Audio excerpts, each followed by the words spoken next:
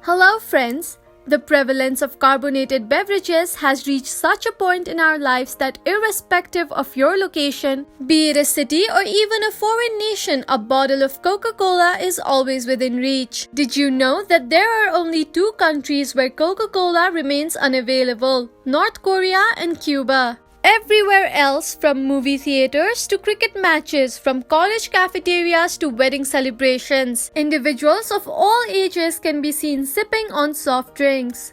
According to the official Coca-Cola website, a staggering 2.1 billion servings of Coca-Cola are sold daily. Can you fathom the enormity of this figure? And remember, this is just one type of beverage. When considering the entirety of soft drinks, the sheer global consumption is beyond imagination. Today's video aims to astonish you by shedding light on the ingredients contained in these beverages. Once you gain the awareness, feel free to share it with your friends and family so they can be informed about what they're consuming.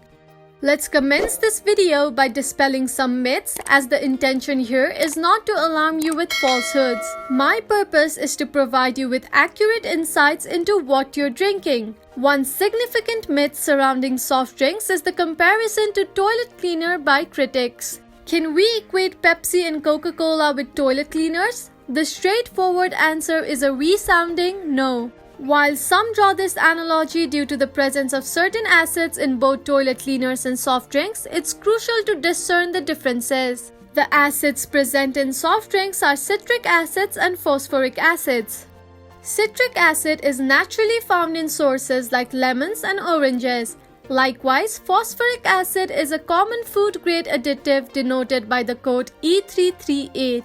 Phosphoric acid plays a role in preventing the growth of bacteria and molds in products with high sugar content. This acid is not exclusive to soft drinks. It's also present in items such as jams, processed meats, cereal bars, bottled coffee beverages, baking powder, protein drinks, and even cheeses.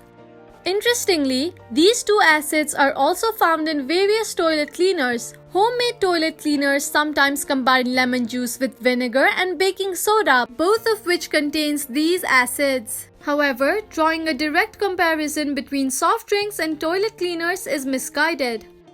Chemistry teaches us about different types of acids: dilute acids and concentrated acids. Phosphoric acid falls under the category of weak acids, while toilet cleaners contain stronger chemicals like sodium hypochlorite and hydrochloric acid, which are used to tackle tough stains. Hydrochloric acid is present in our stomachs and is a key component of gastric acid. It's evident that comparing the chemical properties of soft drinks and toilet cleaners oversimplifies the complexities of chemistry.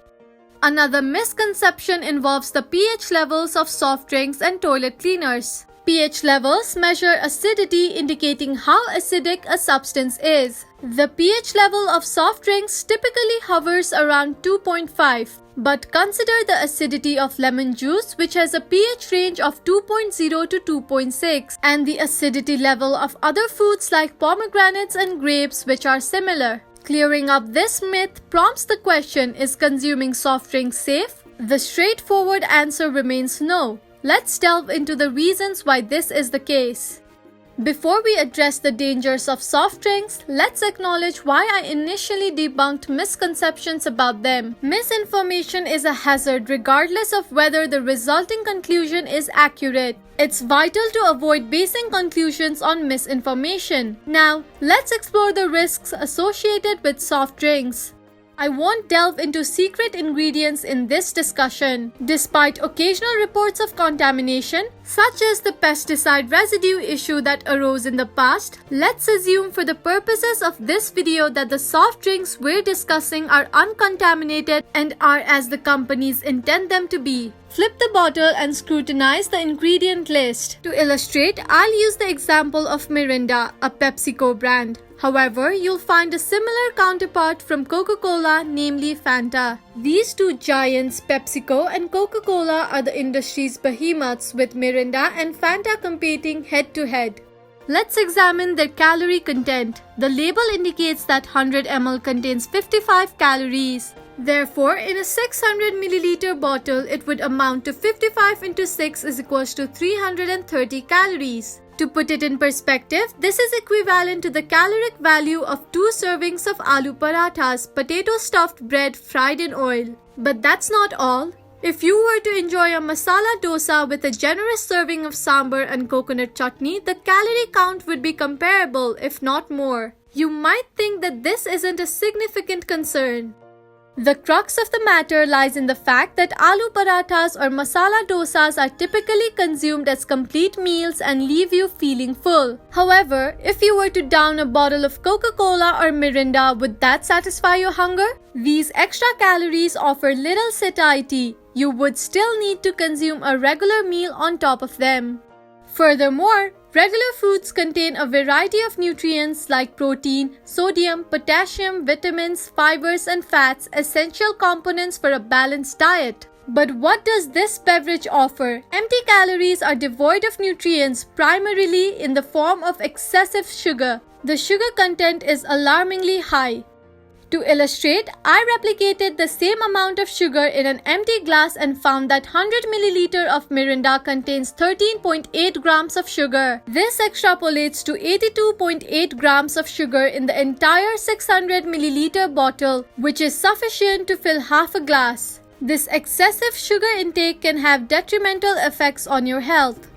You might ask, what's the normal range for added sugar consumption? The answer is a straightforward 0. Yes, absolute 0. We're discussing added sugar here, distinct from natural sugars that are found in foods. Lactose in milk and fructose in fruits are examples of natural sugars. When you consume milk or fruits, you gain these natural sugars which provide essential energy. These natural sugars meet the body's energy requirements. Added sugars, on the other hand, are the sugars we incorporate into our food during cooking or preparation. According to the American Heart Association, our bodies do not necessitate any added sugar for proper functioning. So, how much added sugar can our bodies tolerate safely? For adult men, the recommended daily limit is 36 grams, and for adult women, it's 25 grams of added sugar. In the case of this 600 ml bottle of Mirinda, it contains 82.8 grams of added sugar. Consuming just one bottle would exceed your daily recommended intake.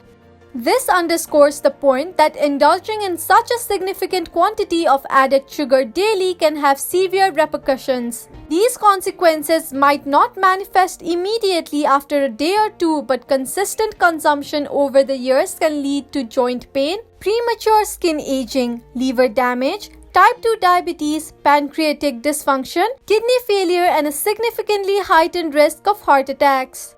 Lastly, the culmination of these health issues often manifests as obesity. I bring up obesity last because most people tend to associate sugars only with weight gain. However, the adverse health outcomes listed earlier are less commonly known, yet they are primarily driven by excessive sugar consumption.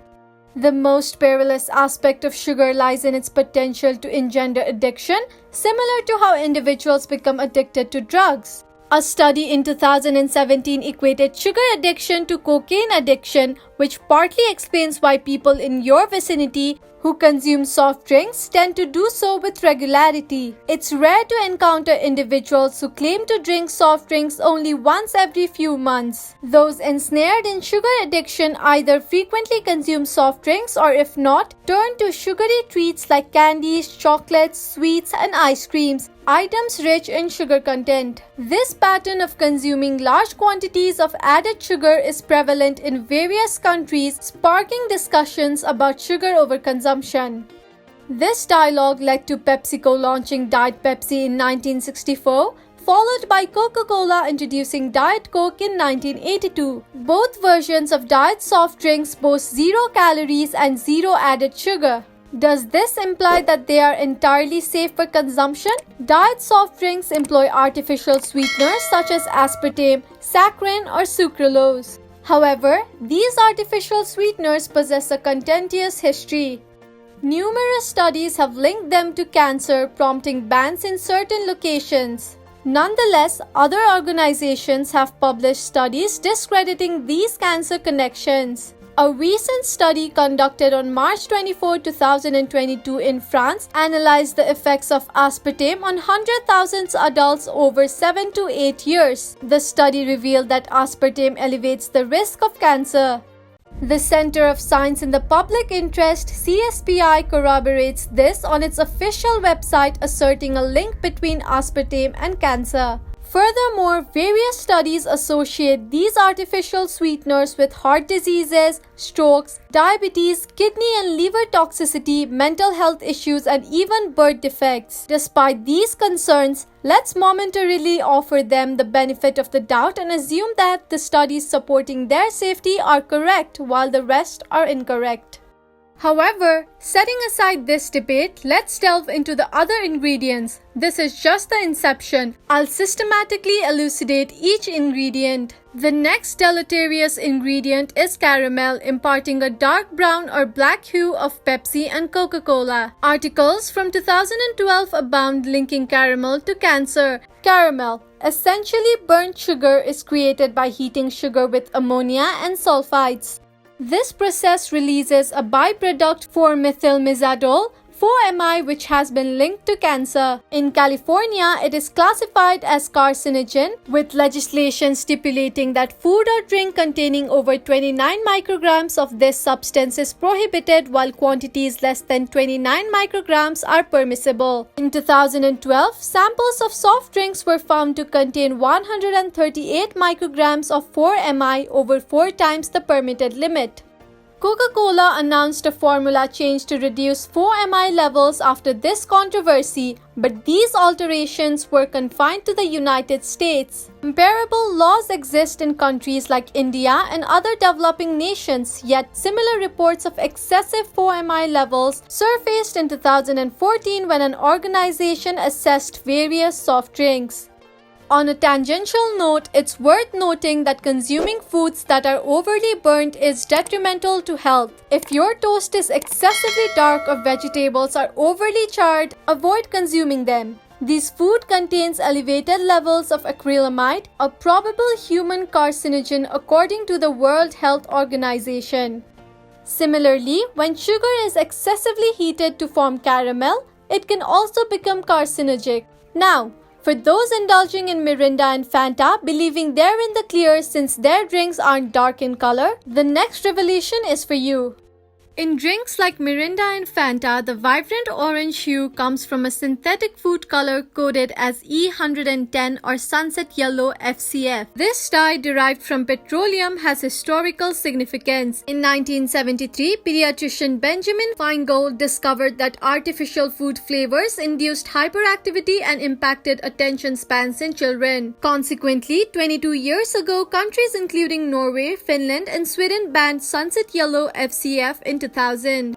However, the efficacy of these measures is limited by the proactive stance of other nations. In 2007, Southampton University found a link between E110 and attention deficit and hyperactivity disorder in children. Subsequently, the UK's Food Standards Agency in 2008 called for artificial colours to be banned from food and attempted to extend the ban to the European Union. The EU adopted this regulation in 2010, mandating labels on products containing artificial colours to state that they may have an adverse effect on activity and attention in children.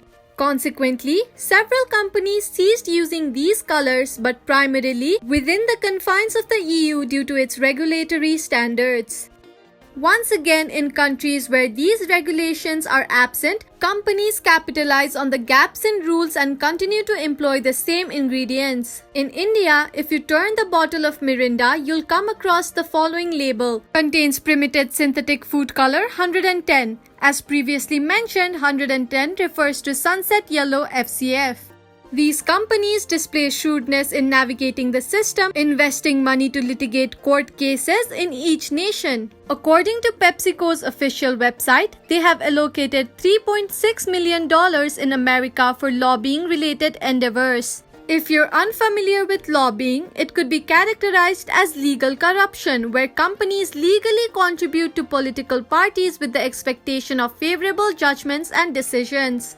These corporations prioritize their profits over public health. In regions lacking regulatory measures, they continue to distribute lower-cost products that may contribute to cancer risk and little attention is paid. As of 2023, there are still no regulations in India concerning E110. You'll encounter this synthetic food color in numerous packaged food items.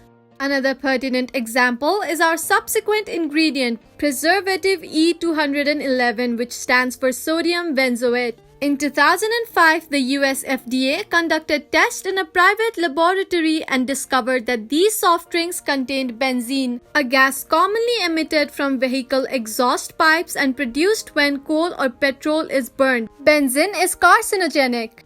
The research identified that benzoate salts such as sodium benzoate react with ascorbic acid vitamin C to form benzene. This reaction occurs with the presence of heat and light, conditions often encountered by bottled beverages. When this controversy emerged in 2007, legal actions were taken against PepsiCo and Coca-Cola. By the following year in 2008, Coca-Cola announced its decision to eliminate sodium benzoate from its products including soft drinks.